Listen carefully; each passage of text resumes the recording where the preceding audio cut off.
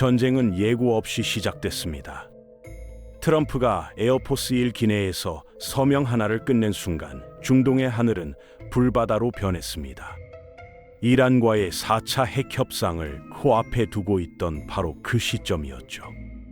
100대가 넘는 전투기가 육상과 해상에서 동시에 출격했고 테헤란의 통신망은 한순간에 마비됐습니다. 단 24시간 안에 이란의 핵심 수뇌부 40섹이 사라졌고 이란 전역 131개 도시가 불길에 휩싸였습니다. 그 전쟁의 불꽃은 페르시아만을 넘어 어느새 유럽의 문턱까지 번지고 있습니다. 이게 왜 우리 이야기인지 지금 바로 확인하셔야 합니다.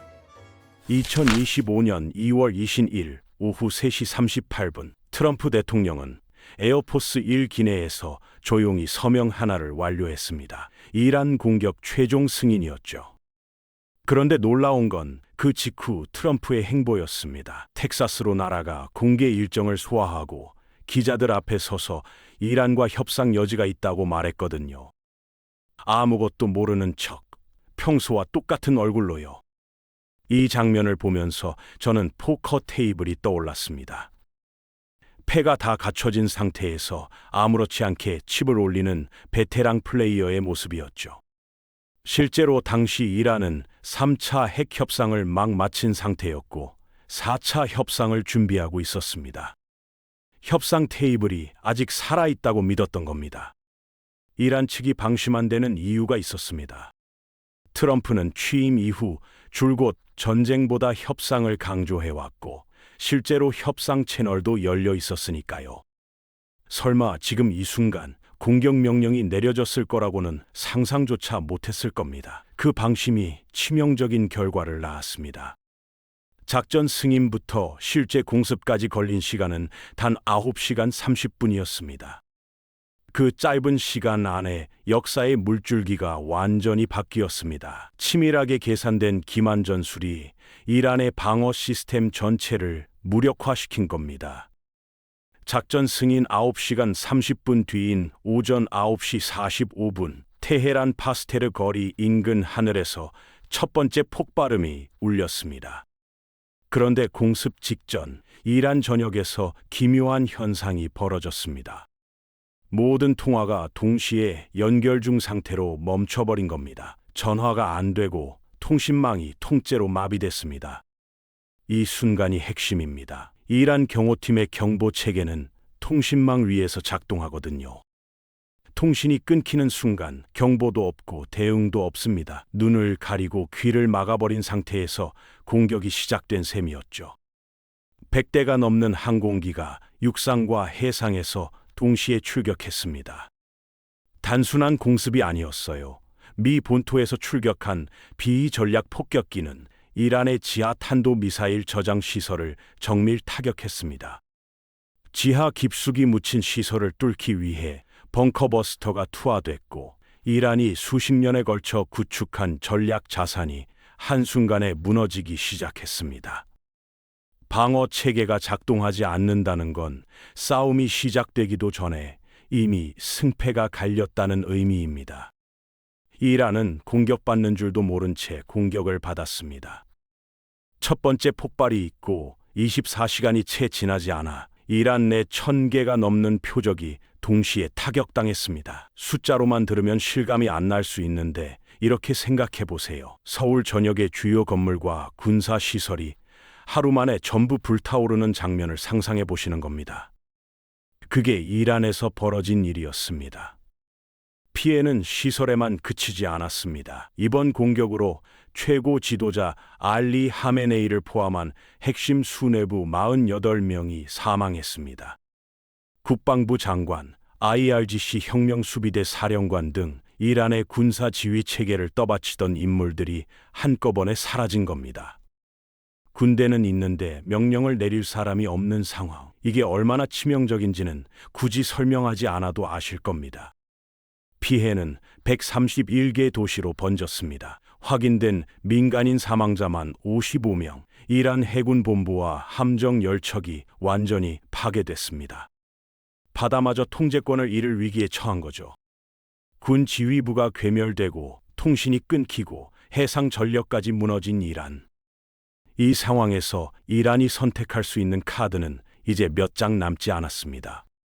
그리고 이란은 그 카드를 거침없이 꺼내들기 시작했습니다. 수뇌부가 무너진 이란은 기다리지 않았습니다. 본토가 불타는 와중에도 이란은 곧바로 반격 카드를 꺼냈습니다. 이스라엘 본토는 물론 페르시아만 곳곳에 자리 잡은 미군 기지를 향해 미사일과 드론을 쏘아 올리기 시작했거든요.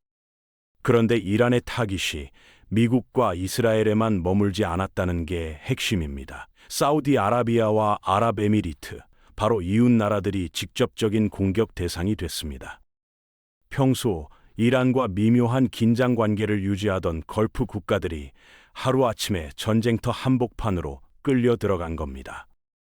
전쟁의 파장은 빠르게 번졌습니다. 국지적 충돌로 시작됐던 상황이 페르시아만 전역으로 확산되며 전면전 양상을 띠기 시작했죠. 전문가들이 가장 우려하던 시나리오, 즉 중동 전체가 전쟁에 휩쓸리는 그림이 현실이 되고 있었습니다. 그 여파는 중동을 넘어섰습니다. 유럽의 문턱까지 긴장감이 밀려들면서 국제사회는 이 전쟁이 단기간에 끝나지 않을 것이라는 걸 직감하기 시작했습니다. 이란의 반격은 단순한 보복이 아니었습니다. 미국과 이스라엘 앞에서 우리는 끝까지 싸운다는 생존을 건 마지막 선언이었습니다. 지금 이 전쟁을 제대로 이해하려면 9개월 전으로 시계를 되돌려야 합니다. 현재의 전면전은 갑자기 하늘에서 떨어진 게 아니거든요. 이미 오래전부터 불씨는 타오르고 있었습니다. 9개월 전 이스라엘은 이란의 핵미사일 시설을 직접 타격했습니다. 이란은 즉각 150여 발이 드론으로 보복했고요. 그 장면이 세상에 충격을 준 이유는 단순히 규모 때문이 아니었습니다. 수십 년간 서로를 직접 건드리지 않던 두 나라가 마침내 직접 주먹을 주고받기 시작했다는 사실 때문이었죠. 원래 이란과 이스라엘의 전쟁은 그림자 전쟁이었습니다. 헤즈볼라, 하마스, 후티 같은 대리 세력을 앞세워 싸우는 방식이었거든요. 직접 충돌은 최대한 피하면서 서로를 간접적으로 압박하는 전략이었습니다. 그런데 그 오래된 룰이 9개월 전에 완전히 깨졌습니다. 여기에 기름을 부은 건 이란의 핵 능력 강화였습니다. 이란이 고농축 우라늄을 꾸준히 늘리자 이스라엘 내부의 위기감은 극에 달했습니다. 이대로 두면 핵을 가진 이란과 마주해야 한다는 공포가 이스라엘을 행동하게 만든 겁니다. 그 순간부터 두 나라의 직접 충돌은 시간 문제였습니다. 미국이 이란 전면전을 결심한 데는 결정적인 근거가 있었습니다. 바로 미드나이트 햄머 작전이었죠. 이 작전에서 미군 비폭격기가 이란 본토 깊숙이 침투해 핵시설을 직접 타격했습니다. 그런데 놀라운 일이 벌어졌습니다. 이란의 방공망이 단 한 번도 제대로 작동하지 않은 겁니다. 생각해보세요. 적국의 폭격기가 자국 영공을 유유히 가로질러 핵심 시설을 폭격하고 무사히 돌아갔는데 방공체계가 이를 잡아내지 못했다는 겁니다. 군사 전문가들 사이에서도 충격적인 결과였습니다. 이란이 수십 년간 구축해왔다고 주장하던 방어체계의 실체가 그대로 드러난 순간이었거든요. 벙커버스터 GB.27이 투하되고 B2는 아무런 저항도 받지 않은 채 귀환했습니다. 미국 입장에서는 이 한 번의 작전으로 엄청난 정보를 얻은 셈이었습니다. 이란의 방공망은 우리를 막을 수 없다는 확신이 생긴 거죠. 전쟁에서 가장 중요한 건 상대의 실력을 정확히 아는 것인데 미국은 이미 그 답을 손에 쥐고 있었습니다. 전문가들은 바로 이 지점이 미국이 대규모 공습을 최종 결심하게 만든 변곡점이었다고 봅니다. 이란의 군사적 한계가 실전에서 증명된 순간 전면전의 저울추는 완전히 미국 쪽으로 기울었습니다. 2025년 하반기 세계 물류지도에 빨간불이 켜지기 시작했습니다. 헤즈볼라와 후티 반군 같은 친이란 세력이 홍해를 지나는 상선들을 잇따라 공격하기 시작한 겁니다. 처음엔 산발적인 도발처럼 보였지만 빈도가 점점 잦아지면서 상황은 심각해졌습니다. 부산에서 수출 컨테이너를 보내는 중소기업 사장님을 한번 떠올려 보세요. 유럽으로 가는 가장 빠른 백길은 수에즈 운하를 통과하는 홍해 루트입니다. 그런데 그 길목이 막혀버린 겁니다. 선박 회사들은 아프리카 남단을 빙 돌아가는 우회로를 선택할 수밖에 없었고 운항 시간은 2주 가까이 늘어났습니다. 당연히 해상 운임은 수직으로 치솟았죠. 물건값이 오르고 납기가 밀리고 계약이 깨졌습니다. 이게 단순히 중동 문제가 아닌 이유가 여기 있습니다. 홍해는 전 세계 해상 물동량의 약 12%가 지나는 핵심 통로거든요. 이 길이 흔들리면 글로벌 공급망 전체가 흔들립니다. 자동차 부품, 반도체, 소비재까지 영향을 받지 않는 산업이 없었습니다. 미국 입장에서는 이 상황을 더 이상 두고 볼 수 없었습니다. 동맹국들의 경제적 손실이 눈덩이처럼 불어나고 있었고 해상 패권을 쥔 미국의 체면도 걸린 문제였습니다. 근본 원인인 이란을 직접 손봐야 한다는 결론에 도달하는 건 시간 문제였습니다. 이란 공격을 결심하기 직전 트럼프에게는 큰 자신감을 심어준 사건이 하나 있었습니다. 바로 베네수엘라 마두로 대통령 체포 작전의 성공이었습니다. 미국은 이 작전을 통해 마두로 정권을 무너뜨리고 베네수엘라의 석유 이익을 손에 넣었습니다. 참수 작전 하나로 정권을 교체하고 경제적 과실까지 챙긴 셈이었죠. 트럼프의 머릿속에서 이란과 베네수엘라가 겹쳐 보이기 시작한 건 어쩌면 자연스러운 흐름이었습니다. 한번 해봤으니 또 할 수 있다는 논리, 그리고 이란이 가진 막대한 석유 자원이 눈에 들어오기 시작한 거죠. 그런데 트럼프가 주목한 건 군사적 약점만이 아니었습니다. 이란 내부의 민심이 이미 바닥을 치고 있었습니다. 시위대에 총격을 가하고 반정부 목소리를 폭력으로 짓밟아온 이란 정부에 대한 국민들의 분노가 극에 달해 있었거든요. 밖에서는 군사적으로 허약하고 안에서는 민심이 등을 돌린 상황이었습니다. 군사적 약점과 내부 결속력 붕괴라는 두 가지 조건이 동시에 충족된 순간 트럼프는 결단을 내렸습니다. 외부의 강력한 압박으로 내부 균열을 더욱 벌려놓으면 이란 정권은 스스로 무너질 수 있다는 전략적 판단이었습니다. 마두로의 전례가 그 확신에 쐐기를 박았습니다. 모든 전쟁에는 명분이 필요합니다. 트럼프도 마찬가지였습니다. 아무리 군사적 자신감이 있어도 협상 테이블이 살아있는 상태에서 먼저 공격을 감행하면 국제사회의 거센 비판을 피할 수 없거든요. 그래서 트럼프에게는 마지막 퍼즐 한 조각이 필요했습니다. 바로 협상 결렬이었습니다.